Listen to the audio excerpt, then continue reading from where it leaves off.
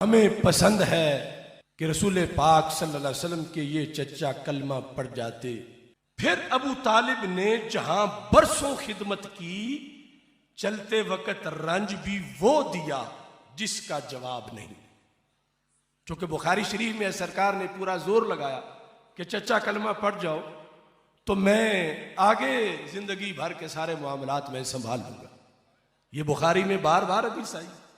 ہر چند حضور اقدس صلی اللہ علیہ وسلم نے کلمہ پڑھنے کو فرمایا، نہ پڑھنا تھا نہ پڑھا، جرم وہ کیا جس کی مغفرت نہیں. حضرت ابو طالب سے محبت کرنے کے لیے جلالی ہونا ضروری نہیں، حلالی ہونا ضروری. بہت اچھا ہو گیا یہ بات شروع ہو گئی، بڑا اچھا ہو گیا یہ بحث چھڑ گئی، بڑا اچھا ہو گیا یہ بات کھل گئی، بڑا اچھا ہو گیا کہ سام پٹیاری سے باہر آ گیا. اب بات ہر کسی تک جائے گی. اب صرف علی کے باپ پہ بات نہیں ہوگی، اب ہر کسی کے باپ پہ بات ہوگی. بہت اچھا ہو گیا مولوی تو نے یہ چیلنج کر دیا ہے. ہم مذہب آل محمد کی عزت کی قسم کھا کے کہتے ہیں، اس شیعہ قوم کی نوجوان نسل کی ترجمانی کرتے ہوئے میں ممبر آل محمد سے یہ جملہ کہہ رہا ہوں کہ اس ممبر سے لے کے سپریم کورٹ تک میری شیعہ قوم کا بچہ آنے کے لیے حاضر ہے. ہم پاکستان کا امن بھی چاہتے ہیں، ہم پاکستان کی سرحدوں کی حفاظت بھی چاہتے ہیں، ہم پاکستان میں فرقہ واریت بھی نہیں چاہتے. اگر یہ بات چیلنج کی ہوئی گئی ہے تو کسی اچھے معیار پہ، کسی اچھے ماحول میں یہ بات ہو ہی جانی چاہیے، یہ بات ایک دفعہ کھلی جانی چاہیے. علی کے باپ کے ایمان پہ بحث کرنے سے پہلے ہمیں پہلی 3 خلافتوں پہ جانا پڑے گا. ہمیں ہر ایک کے باپ کا ایمان چیک کرنا پڑے گا، ہمیں ہر ایک کے باپ کا شجرہ کھولنا پڑے گا. اور یہ میں ممبر پہ ہاتھ رکھ کے کہہ رہا ہوں کہ ہم علی کے باپ کا ایمان تجھے دکھا دیں گے، تمہیں اپنے پیروں کے باپ بھی کہیں چلیں گے.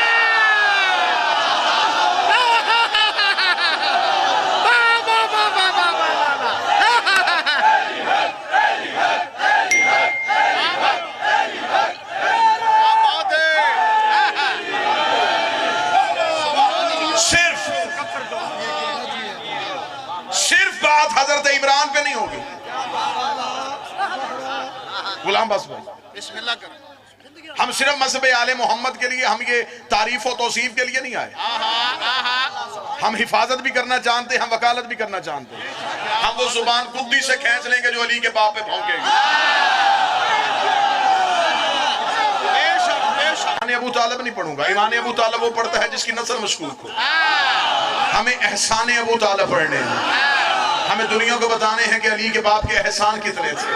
ساری بحثیں بعد میں ہوگی کس نے کب کلمہ پڑھا تھا، کون کا مسلمان ہوا تھا. اگر قبول اسلام کے واقعے چھڑنے پہ آ گئے تو ابھی تو تمہاری کتابوں کی سیاہی بھی پھیکی نہیں ہوئی. ابھی تو تھوڑے عرصہ پہلے ہی تمہاری کتابوں میں سلیبس میں پڑھایا جاتا تھا ایک بہت بڑی شخصیت کا قبول اسلام کا واقعہ دینیات اسلامیت میں لکھا جاتا تھا. جب ایک بہت بڑا بندہ نبی کو قتل کرنے کے لیے اپنے گھر سے نکلا تھا، اسے رستے میں ایک بندے نے روک کے پوچھا تھا کہاں جا رہا ہے. اسے کہا عبداللہ کے بیٹے کو قتل کرنے جا رہا ہوں. اسے کہا اس سے قتل بعد میں کرنا، تیری بہن نے کلمہ پڑھ لیا ہے، پہلے بہن کے دروازے پہ جا. کتابوں میں لکھا وہ تلوار لے کے بہن کے دروازے پہ گئے. اندر سے بہن قرآن پڑھ رہی تھی. دروازے پہ کھڑے ہو گئے، انہوں نے بہن سے تلاوت سنی اور دل موم ہو گیا. 7 سال نبی قرآن پڑھتے رہے، کسی کا دل موم نہیں ہوا. بہن کی 4 آیتیں سن کے فوراً دل موم ہو گیا. اسے مردانہ ایمان نہیں کہتے، اسے زنانہ ایمان.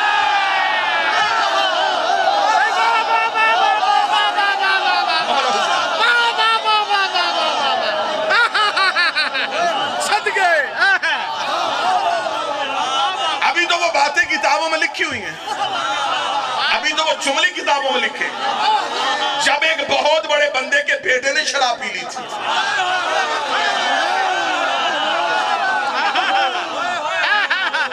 ہمیں نہ چھیڑو، ہم علی کے معاملے میں بڑے جذباتی ہیں. ہم شجرے کھول دیں گے. ہم صرف اولاد ابو طالب کے لیے نہیں، ہم حضرت ابو طالب کے لیے بھی ہم وقت آ. دنیا کی کسی عدالت میں بلاؤ، حضرت ابو طالب کا ایمان نہیں، ہم احسان یاد کروائیں گے. میں جملہ کہنے لگوں، اللہ جانے جملے کی قدر کون کرے گا. تم ابو طالب کو مسلمانوں میں ڈھونڈ رہے ہو، حجتوں میں تلاش کر، پیغمبروں میں تلاش کر. ابو طالب حضرت عیسیٰ سے لے کے نبی تک یہ جو درمیانی عرصہ ہے، اس سارے عرصے میں اللہ کی کون سی حجت تھی جو زمانے میں موجود رہی ہے؟ اور خدا کہتا ہے بغیر حجت کے لمحہ بھی زمین پہ گزارا نہیں ہو سکتا. حضرت عیسیٰ لے کے خاتم النبیین تک اگر کوئی درمیان میں نبی نہیں تو پھر کسی حجت کا تصور کو ماننا پڑے. حضرت ابو طالب حجت الہیہ ہے. حضرت ابو طالب کا علم سنایا جائے, حضرت ابو طالب کی شجاعت سنائی جائے, حضرت ابو طالب کا عرفان سنایا جائے. رات میں نے ملتان میں یہ جملہ کہا تھا, حضرت ابو طالب کا علم دیکھنے کے لیے صرف دیوان ابو طالب پڑھ لیا جائے. تو دیوان ابو طالب کے لیے میں یہ جملہ کہوں گا کہ دیوان ابو طالب کا یہی تعارف ہے کہ اس دیوان ابو طالب کے بیٹے کا نام نہج البلاغہ ہے. اتنی فصاحت ہے دیوان ابو طالب میں. صرف ایک چیز کا جواب ہمیں ان مولویوں سے لے کے دیکھ لو, یہ سفید داڑھی والے ہیں یا سرخ داڑھی والے ہیں, ہمیں ان سے صرف ایک سوال کا جواب چاہیے. ہمیں صرف یہ بتاؤ کہ اسلام کی پہلی دعوت کس کے گھر ہوئی تھی؟